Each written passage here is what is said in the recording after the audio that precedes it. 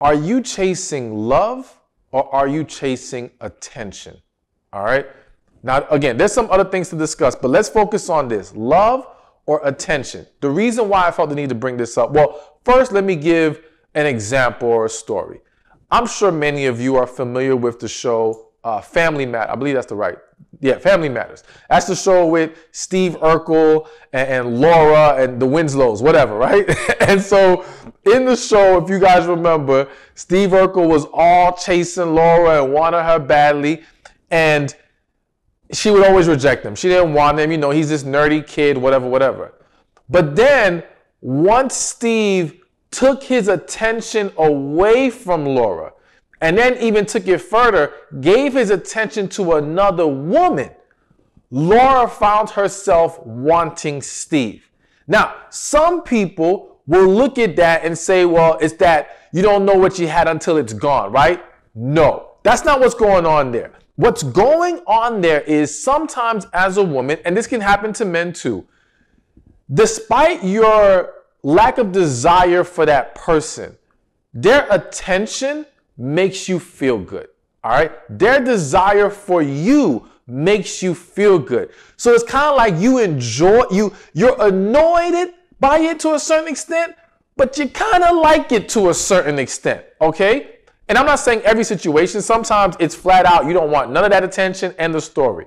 But I think from harmless individuals, sometimes it can feed the ego. It can feed the self-esteem. It feels good to a certain extent. Now, once it is taken away from you, it creates a void because that's no longer there. You're no longer getting your hit. It's almost like crack. I don't know what crack is really like, but I'm just assuming it's like crack. But anyways, they take it away from you, and now you want it. And then what unfortunately happens in the dynamic of relationships is you now start to confuse your desire to have that energy, that attention being given back to you as, oh my gosh, I have feelings for this man.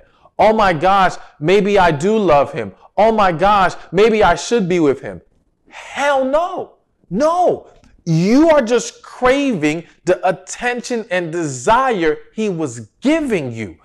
And so you have to be careful to not confuse this with love.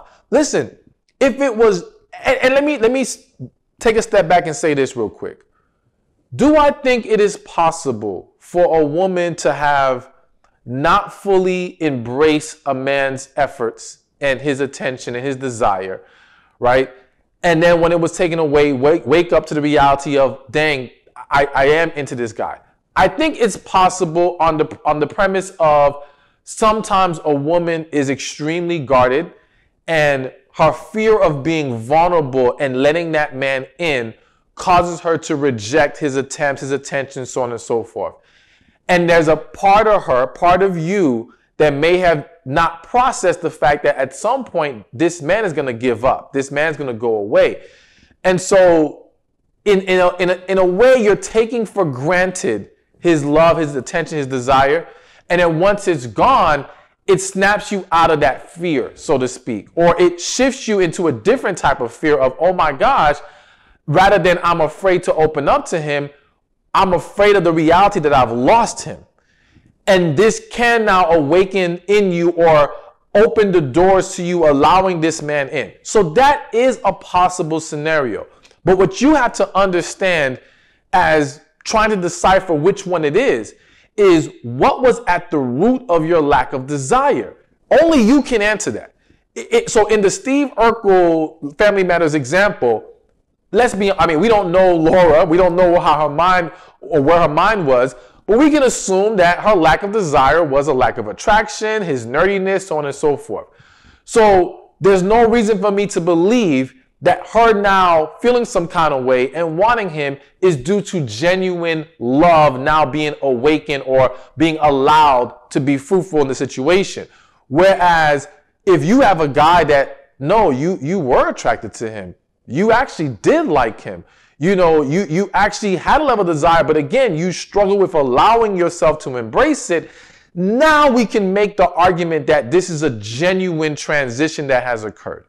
But going back to the original main point, you've got to make sure that in the scenarios where you find yourself chasing this guy or again, holding on to this guy, is it about love or his attention? Now, here's something else that hit my spirit that I need to mention. Also ask yourself, is it love or is it guilt? So here's the other thing that happens to a lot of women. Sometimes you're dealing with a guy, whether you like him or not, there may be some desire there, whatever the case may be. And maybe you're dating him, you're getting to know him. But at some point, you feel like you messed up. You made a mistake that hurt him. You made a mistake that pushed him away, or a decision on your part that maybe you thought at that time was a good idea and it wasn't. And now you find yourself desperately wanting him because you desperately want to make things right. You desperately want to correct the wrongs. You're being fueled by your guilt of what happened in the situation, not actual love of the man, not actual connection, not true desire that's going to create a healthy relationship. No, you just don't want this situation to end on the note that you made a mistake. Now, listen, I understand it's a hard pill to swallow when we feel like we pushed away someone of quality or a quote unquote good thing. Doesn't mean it was the right thing. So it may be a blessing that you pushed him away or whatever the case may be.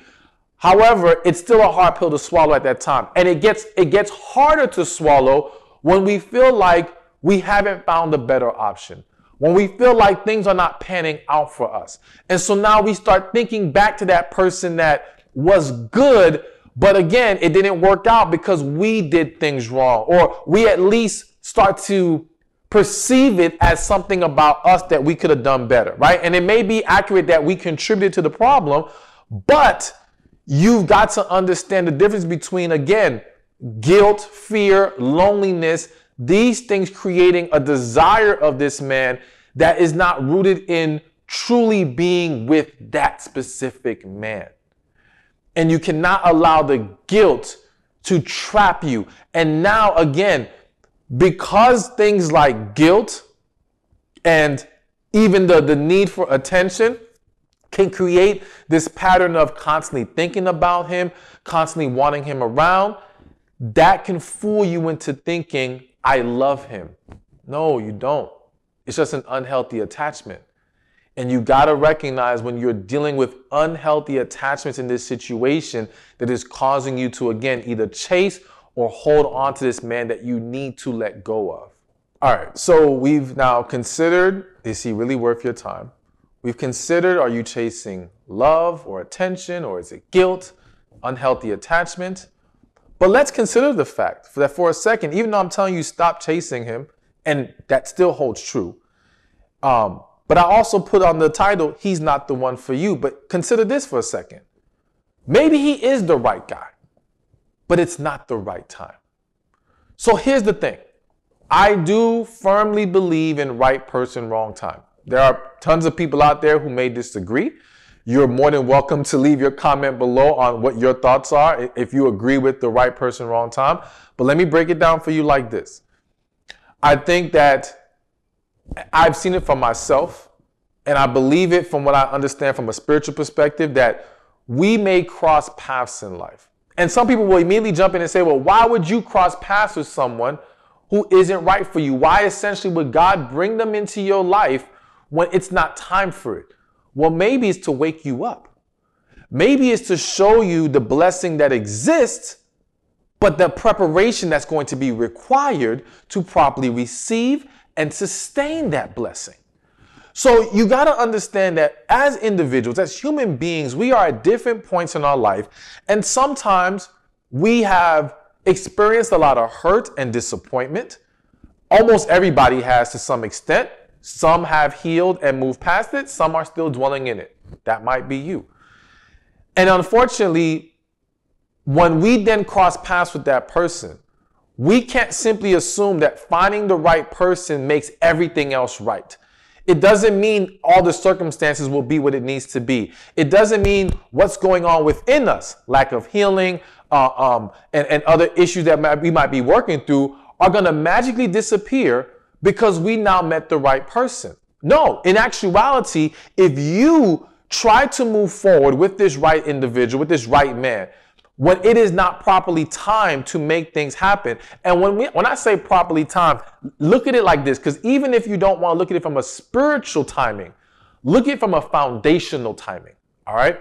If the proper foundation has not been set, and that's you knowing yourself, that's you being healed, that's you truly being in a place to fully open your heart, be vulnerable, and embrace love at its fullest, because that's what's going to be required to have a healthy, amazing relationship with the right person. So when that foundation is not completely properly in place, if you try to have a relationship with that quote unquote right person, it can still turn toxic. Don't get it twisted. Right person does not guarantee nothing goes wrong. It does not guarantee that we will not have battles. It just means that this is the person we can fight the battles with. But again, we may not have been properly trained. It's almost like someone going to the army. They ain't even been through boot camp yet, and you want to throw them at the front line of the war. They're not ready for that. They need a level of training. And unfortunately, because it is very common for individuals to start to give up hope that the right one even exists, it's very easy for us to now stop or lose sight of the preparation that's needed, okay? And lose sight of what we should be doing in our life to make sure we can have success when the time comes.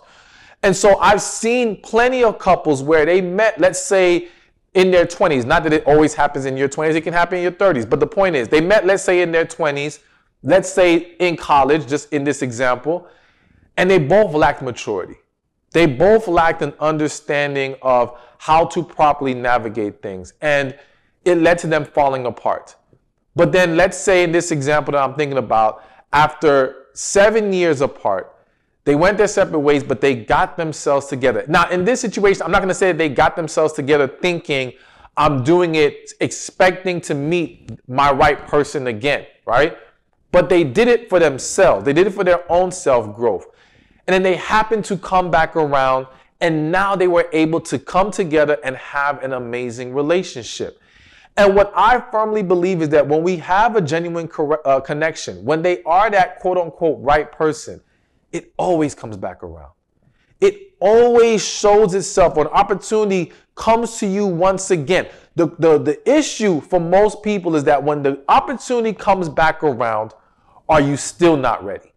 Or have you now gotten yourself in relationships you don't belong in? Have you now added other factors to the situation? Kids now, a marriage, all these, you moved to a different place maybe you don't even belong in. There's so many now additional barriers that have been created because people just went about doing things their own way rather than keeping sight of doing what's truly best for them from within, truly finding themselves, healing, but even more importantly, as I always believe, talking and trusting God. Talking to God and trusting Him and finding out what God wants you to do in the situation. So all that to say, listen, even if he's the right guy, right? And it's just right guy, wrong time. Chasing and holding on to that's not going to work. And when I say holding on to that's not going to work, actively holding on to it. It doesn't mean I want you to eliminate all hope in your mind. Because I think when we truly love someone, when we have a connection, there's always going to be something in us that has a little hope left, right?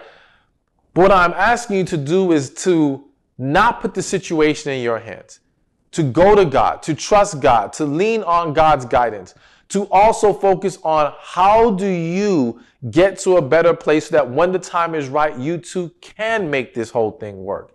And understand that our timing is never better than God's timing.